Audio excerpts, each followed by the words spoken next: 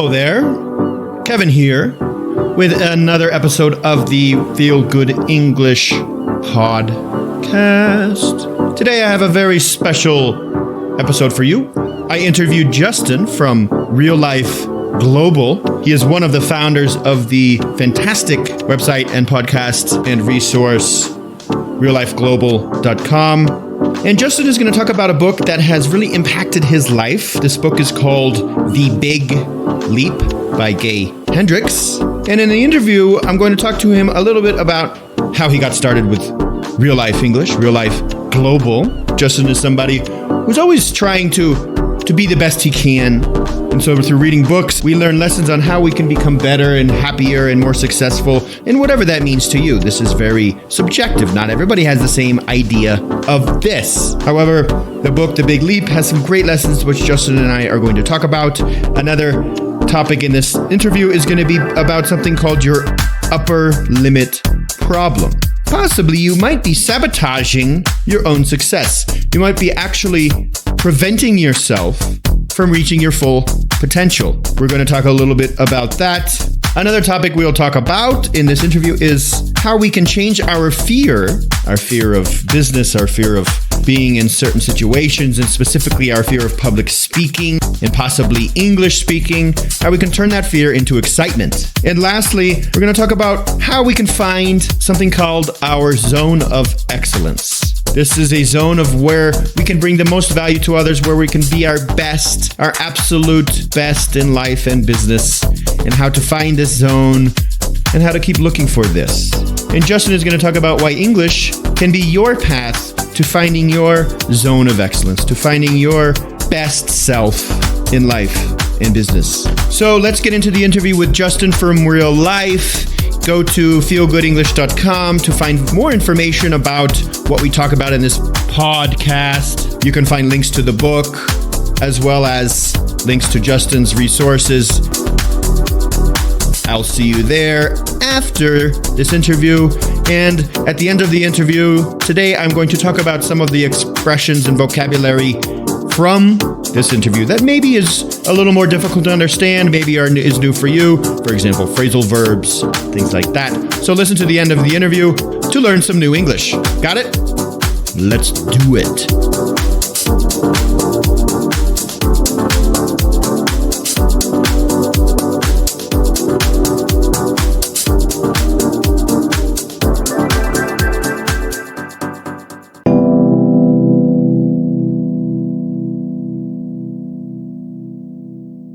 So here I am with the famous Justin from Real Life English.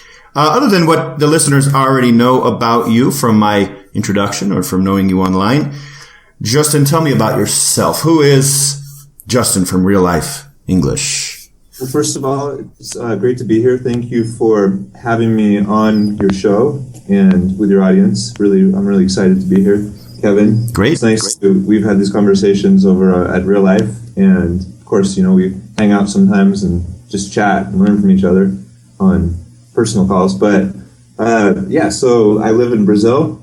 I'm from Washington State in the United States, which is the northwest part, not to be confused with Washington, D.C. on the other side of the country. But I went to school in Colorado, so I feel connected to you because of that. You're in Colorado right now. I am. Denver, Colorado. So a question for you. Why do you live in Brazil? What brought you to Brazil? I was just traveling and I was backpacking and I just stumbled upon Belo Horizonte and I ended up starting this project here with Chad, one of my partners on Real Life English. And yeah, it just ended up being a really great place to be, the right place to be. Yeah, as you know, I lived in Brazil for a long time, 7 years, and it was a great place. I've been back in the U.S. now for a year, and I definitely miss Brazil somewhat. I'm ready to go back and visit for sure. And Belo Horizonte is a great city. I really enjoy that city. Yeah, it's a special place. Definitely one of the nicest people in Brazil. But you might argue with that, but. No, actually, I've visited there. I've never lived there, but I agree. It is a really interesting. It's a nice balance of things. I would say. You have it's a city, but it doesn't feel too big. Nice people, great food. And so what are you doing these days? Are you teaching? Are you? Yeah, I'm teaching, and we working on a blog, on a podcast as well, and on the Real Life Global platform, which is a place you can go and connect with other English learners from around the world. Which is one of the coolest platforms, I think, on the internet right now, is being able to go on there. And so, Justin, it is it's your thing. Why don't you tell our listeners a little bit about the platform you're talking about? Well, we started with the community here in Belo Horizonte. We started here just organizing events, and then that started us on a blog. And from there, we launched this platform with our international community. And basically, you can log in, press a button, and it will connect you video chat with another learner from a different part of the world. And for a 3-minute conversation, if the conversation's going well, you can continue to speak for another 3 minutes. But it's an opportunity for you to speak with lots of people, make friends, and really learn English in an international community of global citizens. Nice. So you just go online, you click a button, and you get to speak English with other learners and other native speakers, and it's so cool to be able to actually use your English and see people and actually communicate in a very open format. And how much do you charge your users to speak with other people around the world?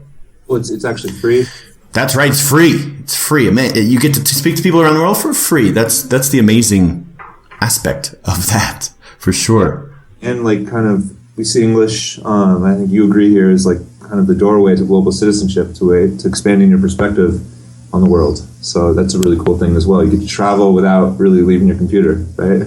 And talking about expanding your world and growing, what we do here on the Feel Good English podcast is we talk about books and ideas and TED Talks and things that can improve your life and give you life skills and give you business skills and make you a better person, make you a happier person. So now I'd like you to talk about, I know you've chosen a book you're going to talk about today, and I'd like you to let's talk about this book a little bit. Let's talk about how this book has affected your life, what the book can teach, and hopefully the listeners can take some lessons from this and not only improve their English, but also apply this to their life. So Justin, what are we going to talk about today? Well, first of all, thank you for talking about reading and learning is such an important part. It's very important to me. And so this book I chose today is a book that I know you like as well. And I thought we could have a good conversation about it because it's one of my favorite books. It's called The Big Leap by Gay Hendricks, who's a psychologist, but it's a book about kind of transcending your limitations to live a really successful and full and happy life. Sure, the big leap, like the big jump. So let's talk about an idea from the book. Obviously the book is quite large. I listen to the book in audio format, which I really enjoy doing when I'm going to the gym or whatever. You just put it in your ears, and the great thing about that is you can repeat it. But we can just go into one of the ideas or a couple ideas. So starting with you, Justin, what is one of the ideas from this book that you think is important for our listeners to know? Well, first of all, he talks about something called the upper limit problem, which is kind of like sometimes we limit ourselves from really reaching our best. Mm-hmm. And usually it's kind of like unconscious judgments that we make of ourselves and just fear of actually us reaching our highest level. This could be in English, this can be in your career, in anything else. But a cool idea that I liked, he talks about fear. Fear being like if you just breathe into it, if you're just aware of your breath, when you're scared of something, it becomes excitement. And so fear and excitement are very similar. It just depends on how you respond to it. Can you think of a time, maybe in the recent past or maybe a little longer ago, can you think of a time where this happened with you, where you applied this technique? Well, I was just speaking with you before the podcast, and you were talking about Toastmasters, which is a public speaking organization, like a group that you practice your public speaking. But I feel like I kind of have a hard time sometimes getting up and speaking in front of people. So I can definitely see that as a place where it's really easy to apply. So sure, yeah, public speaking is so scary for a lot of people. And then, obviously our listeners learning English is even scarier. You have to get in front of people and speak a foreign language, that can be even harder. And so from this book, when you feel nervous, when you feel scared, which just happens to everybody, we should never think that this is unique to us or that we're, feeling this more than other people. Everybody gets scared. Even professional speakers get scared sometimes before they go up before an audience. And so breathing and kind of watching your emotions and watching this fear and trying to turn this into excitement is what you're talking about from this book. Is that correct? Yeah, absolutely. So just seeing it as an opportunity, right? It's kind of like when you're in that situation where you're scared of speaking English. It's like, what? The worst that can happen really isn't that bad, but it's a great opportunity to meet people, to talk with people, to communicate in this new language, and to really develop a new level of ability. So sure, and that's what I found through my own language learning is you have to find these uncomfortable situations if you want to progress. And a lot of people spend so much time avoiding these uncomfortable, difficult, challenging English situations that they kind of just stay at the same level. And, you as an English teacher, me as an English teacher, we've done this for so long. And one of the things you see is people get stuck at a specific level. And my recommendation is always to find they have to level up. They have to take the leap, to refer to the book, to go higher, to put themselves in a bigger bowl and to be in a place that will make them nervous in the beginning. Yeah, there's another idea in the book that I really appreciated that talks about, kind of the different levels of performance or really engagement. And they talk about, you have different zones. You have your zone of incompetence, your zone of competence, your zone of excellence, and what he calls your zone of genius. So it's like where you are really, really doing what you were put on this earth to do. Your zone of excellence is what you're good at doing, what society rewards you for, and it's a good place to be, right? It's better than the zone of competence, which maybe is just mediocrity, possibly. It's way better than the zone of incompetence, but maybe it's not as good as what you're really called to do. So, what you really, really love doing. And so, that's different for each person, but, you feel excited, you feel like you lose sense of time, maybe you get in the state of flow. So that's, your zone of genius is where you feel that you are really going to be at your best, where you can really give the maximum value. Sure. So, and this is important too, and this is going from the zone of excellence. So maybe you're really good at what you're doing, but you've become so good at it that you're too comfortable, and there's no challenge anymore. So then you have to, and a lot of people, and I think, would you agree, a lot of people they find this zone of excellence, they perform well, they're comfortable, they don't have to deal with the stress, and fear, and then they just kind of stop in at that point. Yeah, definitely. And I think part of it maybe is just having an idea of what that zone of genius is, right? And so to move beyond that zone of excellence, to move beyond that zone of just kind of being in your comfortable bubble, right? So I think definitely it's just a question of digging deeper and sometimes confronting maybe those upper limit problems and really to take it to that final level. And you can do this, you can compare this to English or your life. Yeah, and so for you, Justin, can you think of something right now in your life where you're trying to get to the zone of genius? Is there something that's going on now where you might be too comfortable, or you might kind of need to kind of be aware of an area in your life that you can kind of create some of this motivation to go to this zone of genius? I think when I teach, I can definitely see this. Like, this is one of the things we talked about, and I think maybe you feel the same thing, is like, teaching English, teaching grammar, to teaching like the structure of the language. Sometimes, it's like you get to the point where you're helping people, but maybe you're not helping people in the biggest way possible. And I feel like, when I talk about global citizenship or just helping people see like kind of the deeper purpose of learning English, I feel like I'm in my zone of genius there. Or, sharing ideas like this on this podcast, and having conversations with you. I feel like that's really, really kind of expanding my impact. Yeah, awesome. And so kind of wrapping things up here, and I think this is so valuable for our listeners to hear. And, just they don't have to stop where they're comfortable. Keep moving forward and keep mixing things up. And for one, you can, it'll help you grow, but also it's more entertaining. I think you'll have more fun and you'll be more excited about life if you're applying yourself and trying to do the best you can and to continuously be striving to do better and to not worry about this fear and this uncomfortable feeling that you might get. So is there anything you want to tell the listeners now? Like maybe one last bit of advice from this book that you could pass to them, that's something they could apply today, that they could apply right now? Yeah, I would say like this idea, it starts with kind of like your work and your life and you identifying where your zone of genius is. And usually, a lot of times, that might imply ideas that are much bigger than just your language, right? English has the most content, the most media and culture. It's a global language. And so if you have access to that level of information and culture, it's going to help you live in your zone of genius so much more.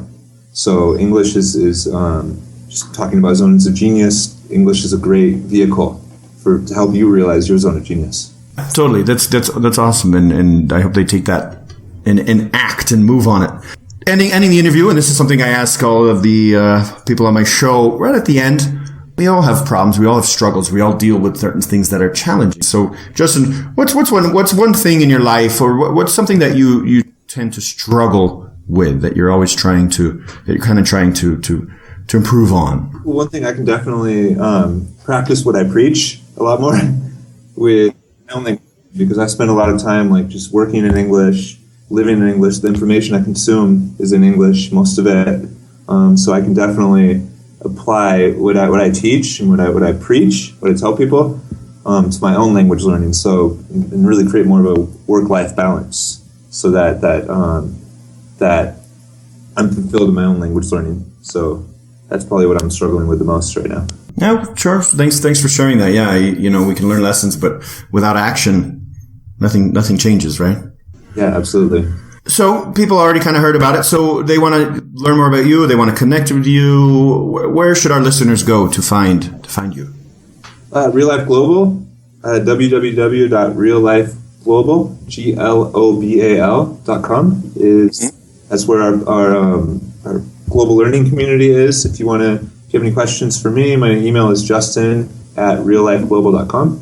And thanks a lot for having me on your show, Kevin. I really appreciate it, and it's been great to share with our audience.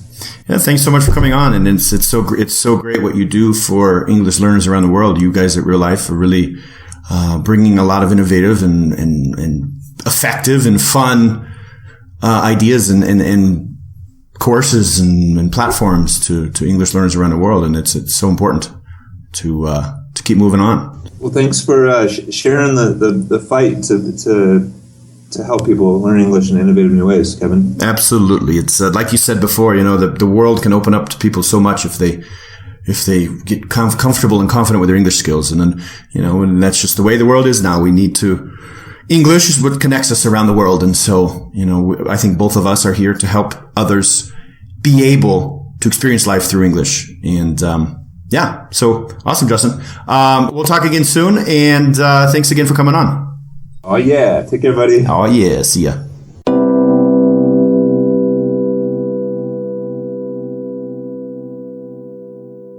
So some of the vocab and expressions from today's episode.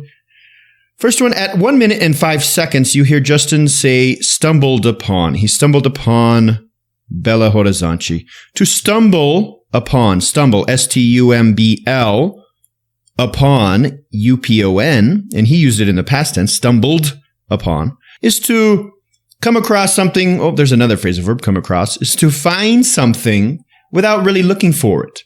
You're traveling, you're backpacking in this case, and you stumble upon a city that you weren't looking for. So it kind of almost happens by accident. I stumbled upon something. To stumble is to kind of trip, to fall. So if you think about falling on something or tripping on something, it's kind of by accident. You find something by accident. Another thing we talk about in this episode is Toastmasters. Toastmasters is an international organization where you can improve your public speaking skills. Go to my website and you'll find a link there.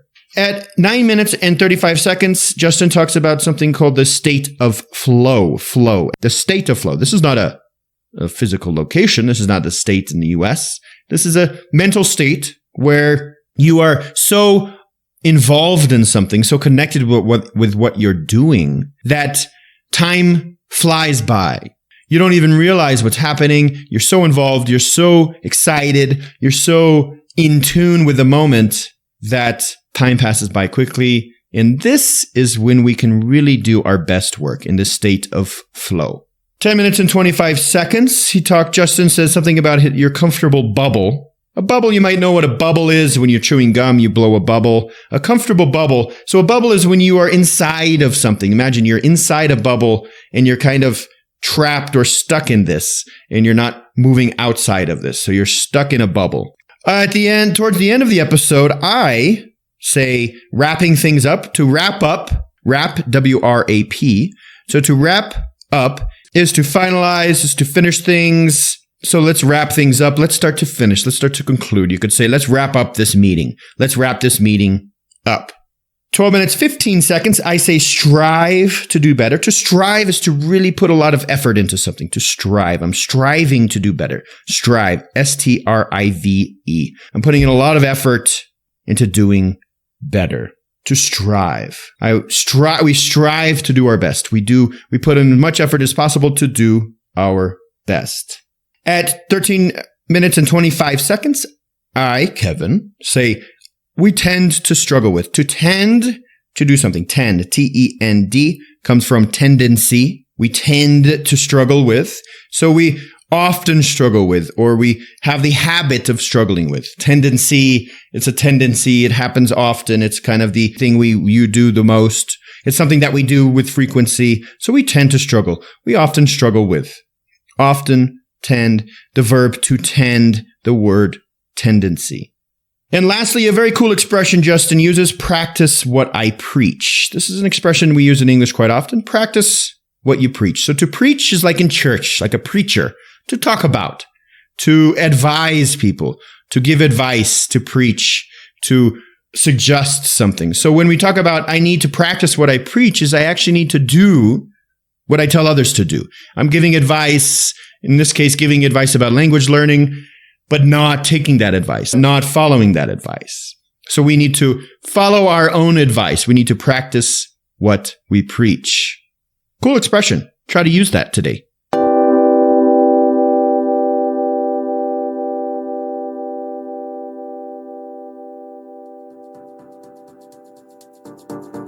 Wrapping things up for today, I want to thank Justin from Real Life Global for joining me, being here with me. It's great to share life lessons with others.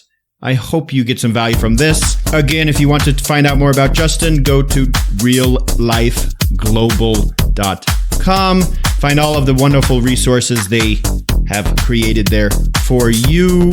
And to get more info on this episode, go to my website, feelgoodenglish.com. There you can find transcripts to episodes. Become a Feel Good member, which gives you access to transcripts. Any questions, I'm always available at kevin@feelgoodenglish.com.